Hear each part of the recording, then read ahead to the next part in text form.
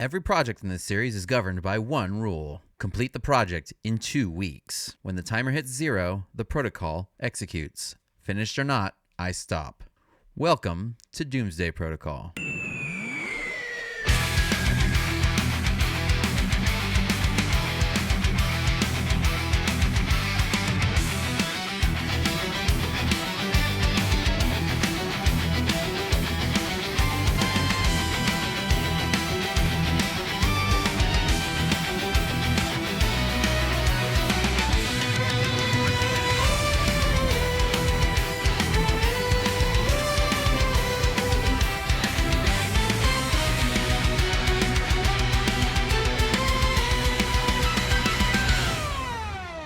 Welcome to episode 1. Wings of Death. So a little backstory. I'm a tremendous Halloween nerd. Over the years, I've made a number of Halloween props. This past Halloween, I was given the opportunity to contribute my talents to a local haunted house. The large prop I made this year was a human-operated marionette inspired heavily by the Angel of Death from the Hellboy franchise. A marionette who I named Grim. Now, Grim was wildly successful at the haunted house, but I would love for next year to bring him back and have him have a full set of wings. To this end, in this episode, we'll be engineering and creating the Wings of Death. So without further ado, let's put 2 weeks on the clock.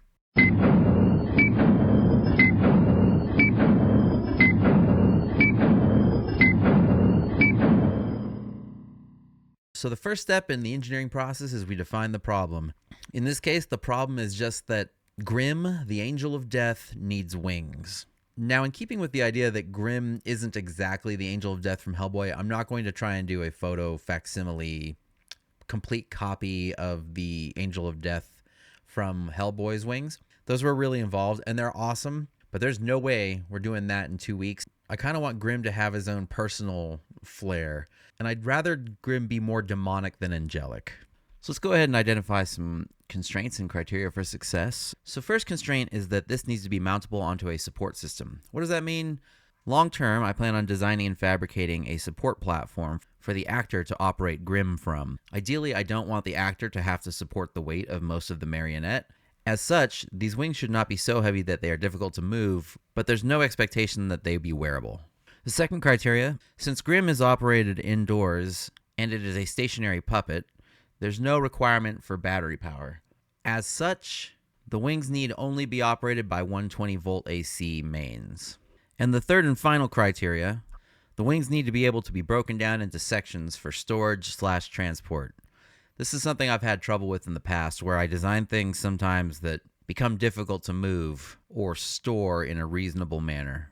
Which brings us to our criteria for success, which is, in 2 weeks, have an operable set of demon wings which can open and close laterally, which were operated from the 120-volt AC mains and can be broken down into sections for storage and transport. We'll make a small addendum to this real quick. Have an operable set of demon wings scaled appropriately to the Grim marionette. Probably spelled that wrong.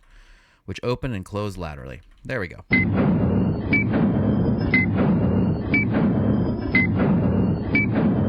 If you go searching for cosplay wings or DIY wings on YouTube or the internet, you're going to get a ton of responses. And there's a bunch of incredible creators out there making their own variations of wings. Out of all of these, I found 2 YouTube shorts that fundamentally encapsulated the very thing I wanted to do. First, this one by Azaredo Rodriguez 5623, where he uses a linear actuator and PVC to generate the wing skeleton. Conceptually, this is very close to how I think this will end up being. PVC is lightweight but structurally sound, and as mentioned earlier, I don't want the wings to be super heavy. Also, I happen to have a linear actuator sitting around from a previous project that is yet unspoken for. Second is this video by PEFTMO, which appears to be a small set of dragon wings for a puppet. Artistically, I love the way these wings look, and I love that it has the individual fingers, which the other model did not. So what I'm going to want to do is try and combine these two concepts into one. I did briefly consider building materials other than PVC. I've seen a couple instances where people used wood to make the wings, which you can tell they did using either plywood and a laser cutter, or as in this case, used thicker wood pieces.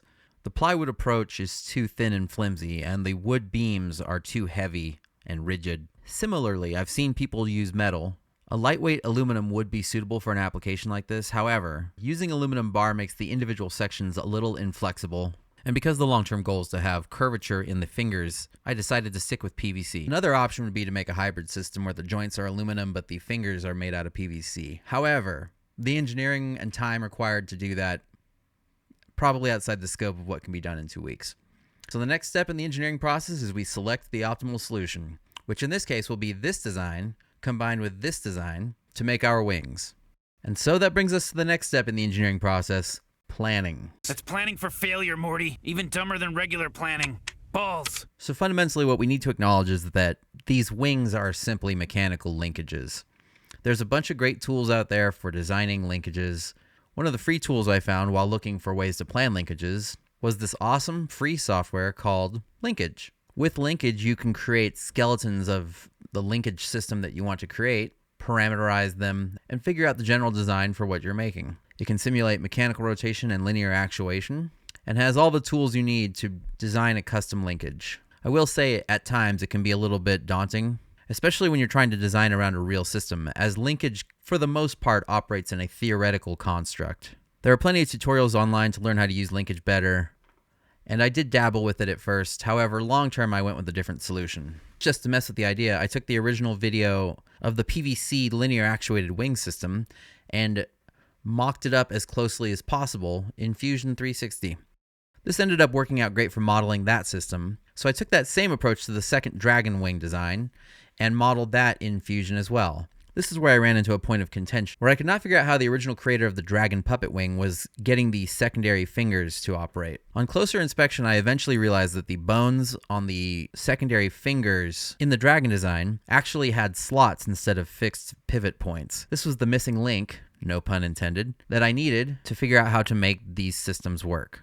Now, I would be remiss if I didn't mention that it is entirely possible to mathematically plan a linkage system as long as you know the positions that you want the different linkages to end up in at their different extents. And if my attempt with Fusion 360 hadn't have worked, I probably would have taken that up next. But my attempt did work, and so I'm ready to move on to prototyping.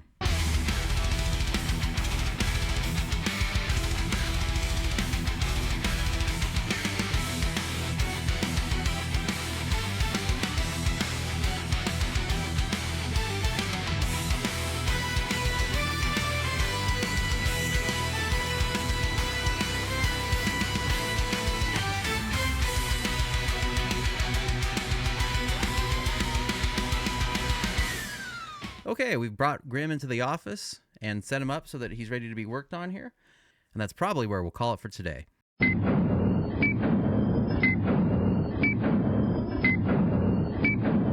Uh-oh, someone figured out how to use their camera better. Okay, so I kind of lied. We still have a little bit of planning left to do. But getting this guy in here was the first step in getting the prototyping underway. And it'll help with planning. The first thing we need to do is determine the scale of these wings. This will help with determining how strong the individual sections need to be and drive diameter selection of the pipe. So first we're going to pull a picture of this dragon wing and superimpose this into the canvas. Next we're going to scale this until it feels like it's the right size. Then we're going to ask Lauren if she thinks that it's the right size. Okay. So this is how tall Grim is. Mm-hmm. And I was thinking the wings be like this wide. Does that seem reasonable? And the wings seem too big. Oh. Then we're going to pull in a picture of the Grim Reaper to give a sense of scale so that we can convince Lauren that it's the right size. So this is like, I put the Grim Reaper on there for context. Okay, perfect. Yeah, I think that looks really good. After getting the scale to a point where it feels right, I went ahead and took a measurement and determined that the wingspan will be about 134 inches on one side. That's 11 feet per side, 22 feet total wingspan. So to really get a grasp of what I was going to be doing and plan a little bit more specifically, I created a new Fusion 360 design, set out a measuring line to use as a reference to gauge how big I wanted the wing to be, brought in the wing picture again, and scaled it up to match the dimensions of that line. With that done, I created a rectangular post to act as the anchor. This will be the part that mounts to the back of Grim and serves as an anchor point for the linkages. And of course, save your file because that's the right thing to do. Now, as I go through, what I'm going to be doing is adding new components. I labeled each sub bone of this assembly with just a letter to kind of indicate the position in the position in the skeleton. Now, as you can see, all I really do here is I just trace lines over the middle point of each bone as I kind of interpret them. It's not the most mathematically accurate approach, but it works. After I create that sketch, I then use reference planes to extrude a PVC pipe diameter along the drawn lines. I'm using parameters to control the diameters of the different types of PVC pipe that I'm going to use. This makes it easier for me to change the dimensions later on without having to go through and change each individual part, which would take forever. In addition to the outer diameter, I add the inner diameter so I can properly model this. And then extrude that profile along the path that I drew earlier. And boom bada bing boom, we've got bone, letter A. Now you'll see me go through and I'll add points at some of the critical axes on the original drawing. This is to help align joints later on when I'm trying to model the skeletal system. When you're working in Fusion and CAD in general, it's important to always create new components when you're building systems like this. Especially in Fusion, if you don't do that, they end up getting wrapped up into the overall model and things get really wonky when you start trying to do joints. Here you can see I'm repeating the process I did earlier, making sure to align the end points with the original joint point on the bone A.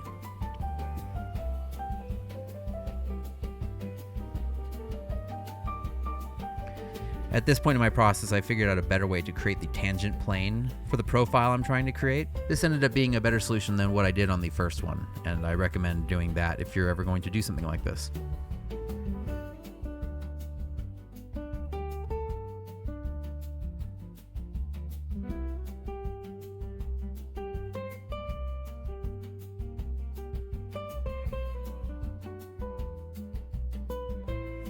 Voila, we've got our second bone, bone B. Now here I'm creating holes at the hinge points so that later I'll be able to model the actual hinge joint. I use quarter 20 hardware for just about everything I do, just to keep it so I don't have to buy a lot of different types of hardware. This also makes it easier when I'm modeling things because I already know what size the holes need to be. Now we're creating component C, which will be the topmost root bone.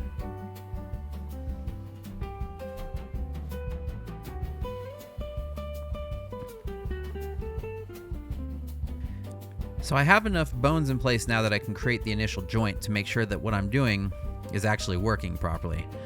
However, in order to show this properly, I need to create anchor points on the base board. Now this could be done with just joints, however, I kind of wanted to actually model them to get an idea of what we were looking at in terms of where the bones would be with relation to the base anchor board. Now that I have these anchor points, I can mount bones Alpha and Charlie onto the extruded anchor points. If you set the joint as revolute, it allows you to check to see if it will revolve around the axis and also constrains it in a way which will allow the joint to move later on for simulation. I'm just doing this to simulate the basic bone movement so that I can confirm that my sizes for my pipes are going to work out okay, and to get an idea of how much cutaway I need to have on each bone to allow for full range of motion. So now it'll get interesting because now I need to bond bone Bravo to both bone Alpha and bone Charlie at the joint focal points. Thankfully, I left anchor points on the original sketch so that I'd be able to use those to properly join this bone to the other two bones. And I want to reiterate, the reason I'm doing all this planning, this is a relatively complex mechanical linkage wherein most of the measurements need to be within a certain tolerance in order to make this actually work right. Also, it'd be a tremendous pain to get to the fabrication portion of this project and then to find out that the design doesn't even work. All right, got the first joint in place. Now we're bonding this joint on the end of bone Charlie to the midpoint joint line on Alpha. And as you can see, we have a functional joint.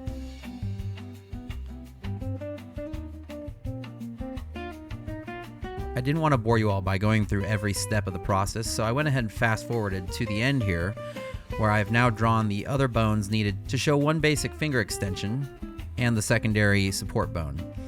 Now you can see I use different pipe diameters for the different sections. For this design, I used diameters 0, 1, and 2, 0 being the largest, 1 being the medium, 2 being the smallest, to show also the extensions. You can see I've added this joint and I'm repositioning it a little bit to ensure that everything's where I want it to be. I'm also repositioning the joint to ensure that the mechanism rotates the way I want it to. After some small adjustments, I eventually get to the point where I'm happy with it. I feel like the drawing matches the photo as close as possible, and I'm happy with the amount of collapse on the end.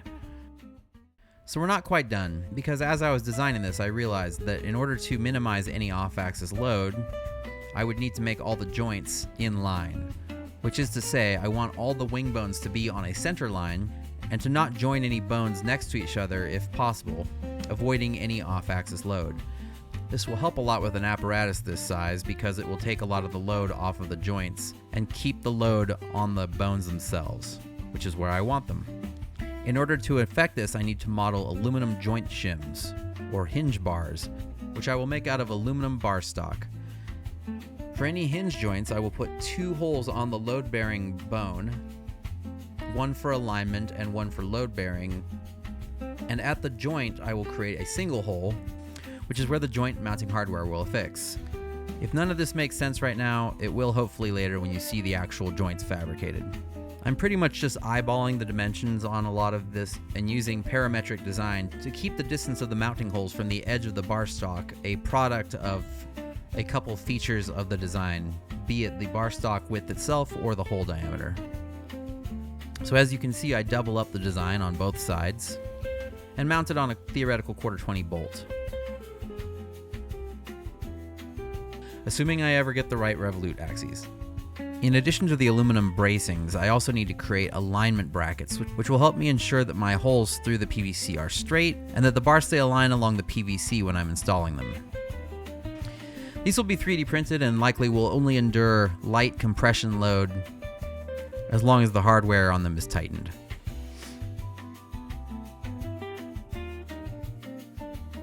Add some filleting for good measure. And let's send it off to the 3D printer.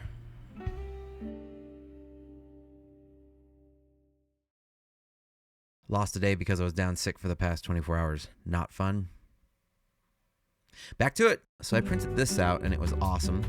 We're gonna go ahead and hide that for now though, because we don't really particularly care about it. So on the day after I was sick, I went ahead and generated a cut list from all the different parts that I was aware of. I did reduce the diameter of bone B down to a 1-inch PVC pipe. This helped keep the theme of the root bones being the OD0s, whereas the mid bones were OD1s. The impact will be that it will reduce the amount of load out at the edges, and it'll help keep the inline joints that I've designed. Fusion doesn't do a good job of generating cut lists that I'm aware of, so I went ahead and did it manually. It's a little bit tedious. We're going to fast forward through this. Just know that I used a cut list generator to figure out how much pipe I would need to purchase in order to fabricate the first wing, and went from there. Finally, we're on to prototyping and fabrication. So to start with, I heat up some sand to 450 degrees that I'm going to use to bend this PVC pipe. Once I insert the sand, I quickly realized that it didn't work very well. And so I hit the PVC pipe with a heat gun to finish the job. What the sand did do is help keep the pipe from collapsing at the bend point. Then I place the pipe into this jig to hold it while it cools. Then I move on to cutting some aluminum shims to use to make the joint brackets. Because I'm cheap, I'm using a cutting disc that should have been replaced 5 months ago. But it's still got some cuts in it. As I go through this fabrication process, there's a number of procedures that I repeat frequently, including cutting metal shims, drilling holes, measuring things, etc. Note that all measurements came from my planning phase and from the CAD model I drew up. On top of that, I won't waste your time by showing you each and every individual step along the way, just a summary of the general processes that were required. Using my handy dandy little 3D printed joint bracket, the brackets are great for aligning holes when I'm drilling also to ensure that the holes go straight through. There are a number of ways to do this, but these worked quite well. For larger diameter PVC, these PVC cutters are not sufficient. However, for my outer diameter 1 and outer diameter 2 PVC pipes, they were perfect. They cut a straight line, and no power tools are required. Oftentimes when I would use these brackets to drill a hole and attempt to keep the hole aligned straight through the middle, I would first drill the primary hole, then insert hardware on the far side and drill from the other side. This helped keep holes aligned through the middle of the pipe. Another critical operation that I had to do frequently was drill holes through these metal shims, holes which would join the brackets on both sides of the pipe and affix them through the 3D printed joints I had created.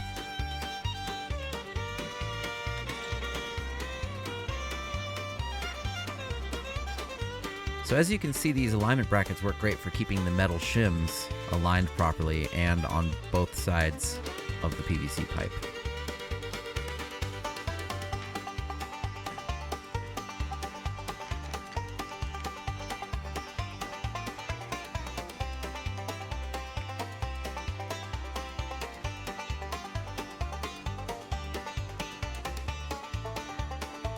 Okay, so probably what I'm going to end up doing, this is the next hinge point right here, and it kind of presents itself an opportunity to just reuse this as the rear anchor, as well as the extension point for the Charlie section to attach to this.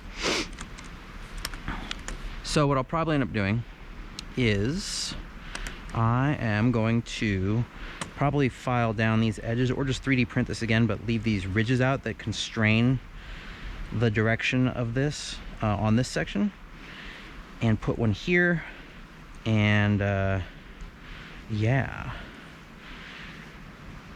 And also this hinge point is too long right now, so this will end up being anchored right there no matter what. But I need to reprint this and give it a little bit, this section just cut off so that it has freedom of movement in that direction. However, not bad for the first section.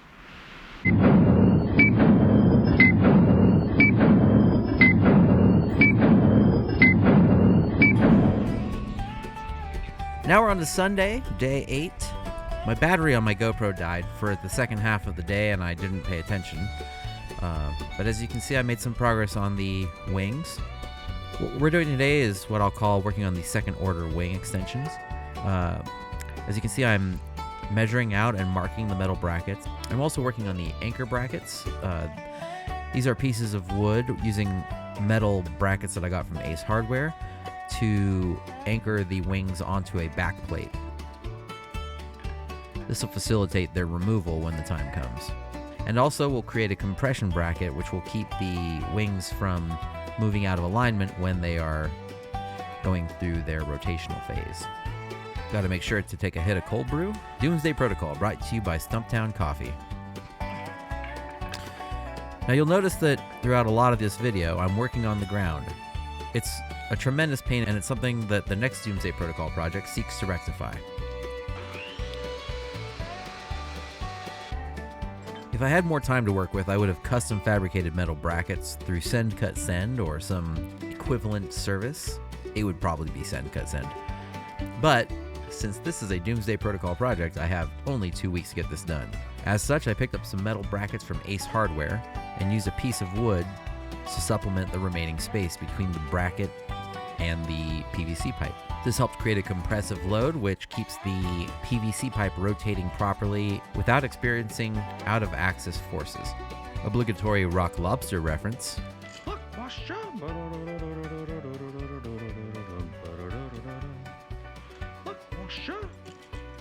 Take another shot of cold brew. Look at that beauty. What a great looking anchor bracket. By the way, my girlfriend and I have 6 dogs. Hey, Ace-hole. Hey, Ernie's. This particular tooling piece was actually designed specifically for just drilling holes. It has no actual functional purpose, but it's something I'm going to keep around for any future operations where I need to work with 1.75-inch PVC pipe. Trimming a little extra off with a Sawzall. Safety third.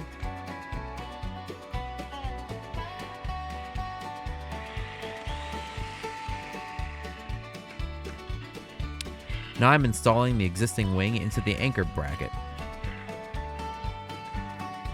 I'm confused at first because it doesn't fit, then I realize quickly that it will only fit in certain configurations. Gotta clean up the parts bin that I accidentally tipped over earlier. Unfortunately, no piece of quarter-20 hardware I had on hand would be long enough to fit through this anchor bracket, so had to resort to using all thread. Bingo. That was for sure gonna get lost. Somehow finding the spacer block that I set in the most strange place ever. After I trim off this extra all thread, we now have a functional version of the wing. Now we're moving on to adding the finger extension.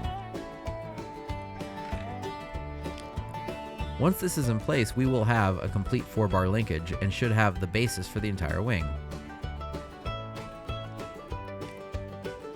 The markings I made on the aluminum brackets help immensely in this process because it allows me to keep track of which sections are supposed to go where. Don't ask me what S or B stand for because I don't remember. There is some level of complexity involved in this bracket configuration because there's a stacking of shims on other shims, which means that I need to have spacers in place to make up the delta of the innermost shims.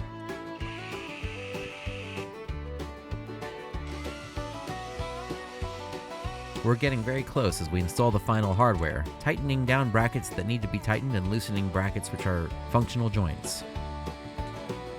Performing a first rough test, we do have complete extension, however, when I try to retract the wing, I can tell there's obstruction somewhere. Upon further inspection, I see that it's on the lower bones, caused by the 3D printed bracket. In order to fix this, I get in there with a Dremel tool.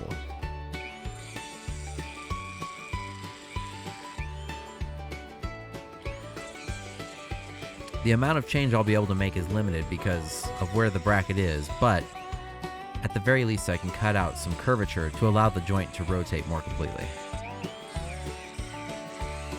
I'm not a huge fan of the Dremel tool, however, sometimes it's the only tool that can do the job. And voila, we've fixed the joint and now have a proper amount of range of extension. Look at that beauty. You can tell I'm exhausted because at the end of the day I forgot to put my mic on. But as you can see, I've now mounted the wing onto the back plate of the Grimm model. Welcome to day 9. This is Monday night. The night prior, I finished the first wing. Now I'm in rush mode to get the second wing completed over the course of the next 5 days, in the hours following when I get off work and when I go to sleep. As you can see, the first wing is in a good state. It has all the finger extensions. There's a bunch of stuff that happened off camera because I'm terrible at keeping track of when my batteries are charged.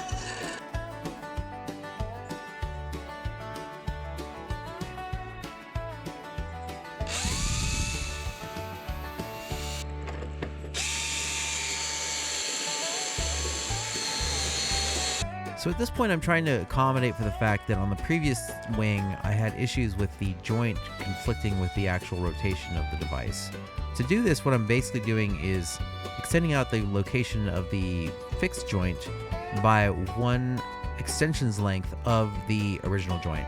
This should hopefully accommodate for the rotational field needed by the joint.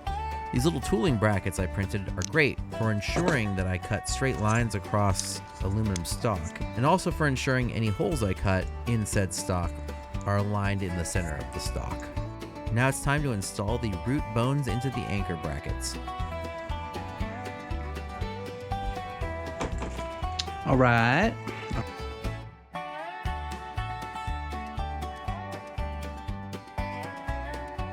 What's next? Who's next? What's next? You. I had a few issues with this particular joint wherein the aluminum brackets were not drilled such that the holes lined up, and I had to go back to the drill press numerous times to get them lined up. Eventually, I solved it by just stacking them on top of each other and drilling them straight through each other. And round we go, huh?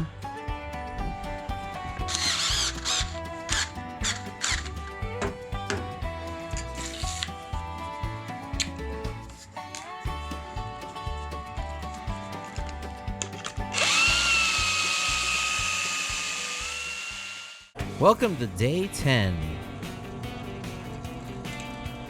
This would be Tuesday night, the second week of the project. So on this night, I spent a lot of time putting together the finger extensions on the second wing. Because I didn't do a great job of documenting that on the first wing, I'm going to do a more extensive job of documenting on this wing.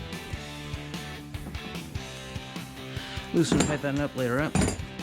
Okay. So you're like that.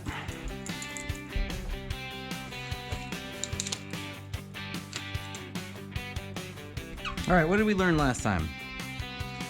Nothing. We learned absolutely nothing.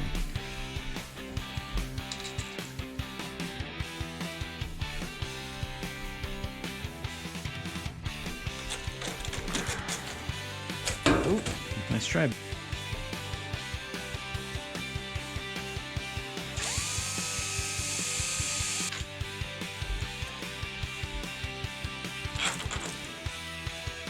Now, one thing you might be saying is, hey, those finger bones are really small. You're right, they are. While I'm building all these mechanisms, I didn't want to be dealing with a lot of the length and the unnecessary overhead included in dealing with the finger bones being their full length. So I just cut short sections to represent the stems of what the finger bones would end up being, which I later use couplers to add length to.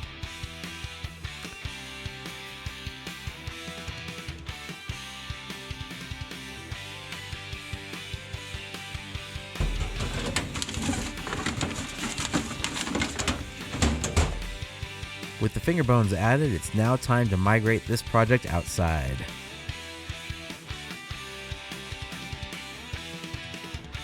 In order to add the linear actuator, I needed to make several drawings to ensure that I was compensating for all the various spacing required to properly align it to the wing's rotational axis.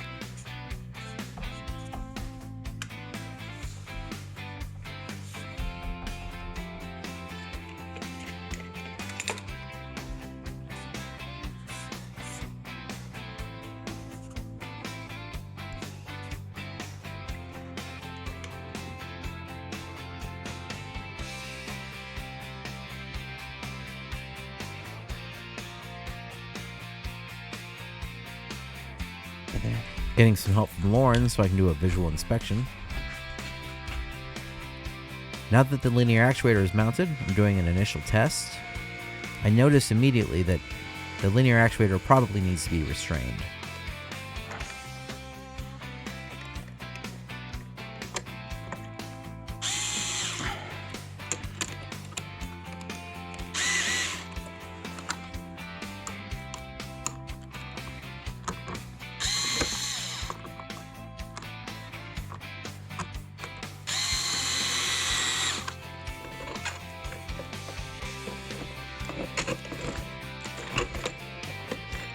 A little trim of the existing PVC to eliminate interference. And voila! Okay. First test of the linear actuator with both wing bones tied through the control points on the linear actuator. So here we are on day 11. As you can see, I've mounted the apparatus to a ladder, and now I'm adding plastic painter's tarp as wing fabric.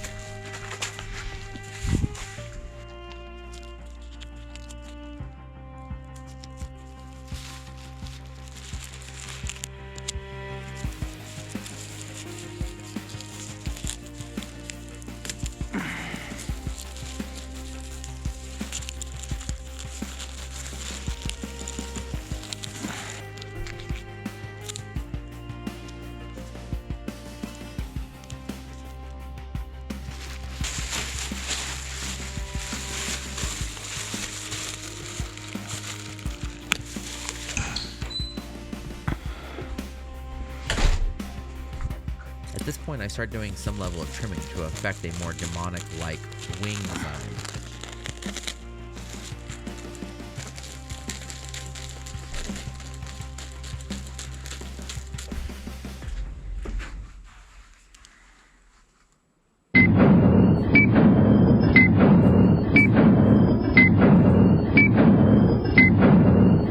As we can see, I've mounted the wings up onto this the top of this ladder. So what I need to do now is attach the head back on and the arms and put the outfit back on so I can do a little photo shoot. Let's take a look at that head. Let's see what we need to do there. Had a little bit of repair work to do on this where this guy had fractured at some of the seam lines. A lot of this is covered up by the outfit. This is all covered up by the shawl, so you don't have to worry about people seeing this being unpainted. But this had cracked when I removed the head or during transport. So I went ahead and fired up the welder, put a tip on that I don't particularly care for. It's a tip I use specifically for this.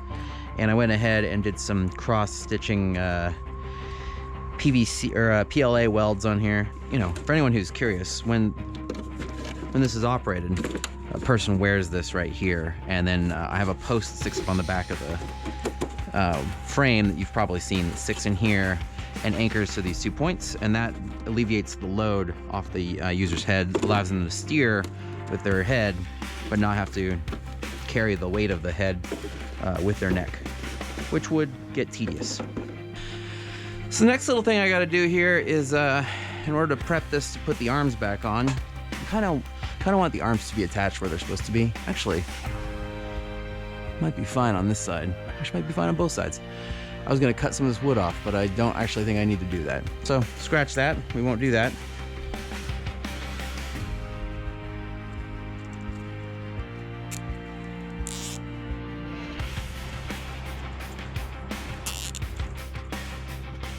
A little dangerous there. It's okay though. I didn't want to, I did it anyway, misbehaving. Oh, that sucks so bad.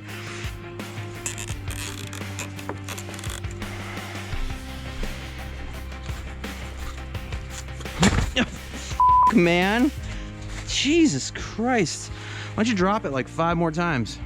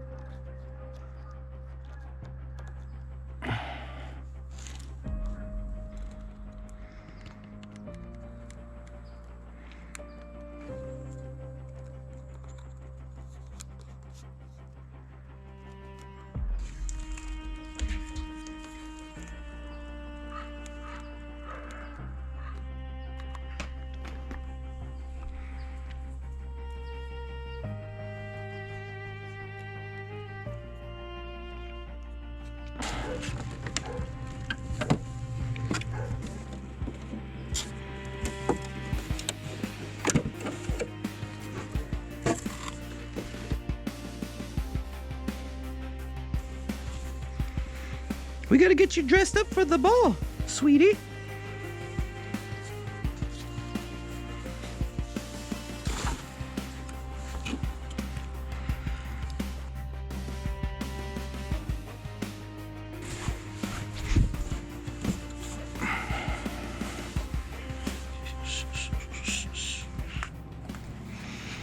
So we've got about 2 hours left on the clock, and it's time to do the final test, hopefully. If something goes wrong right now, I've only got 2 hours to fix it, so let's hope everything goes smoothly, and without further ado, let's get to the test.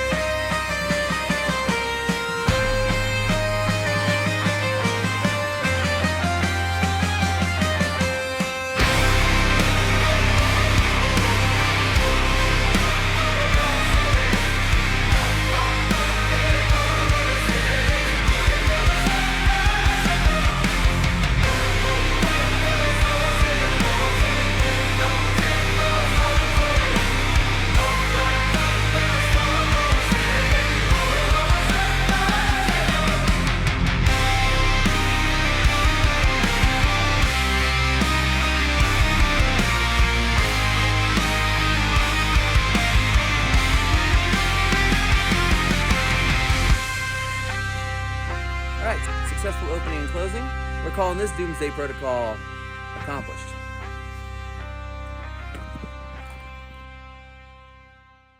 Good news, everyone. We made it. We made it to the end. We made it to the end of Doomsday Protocol, Episode 1, Wings of Death.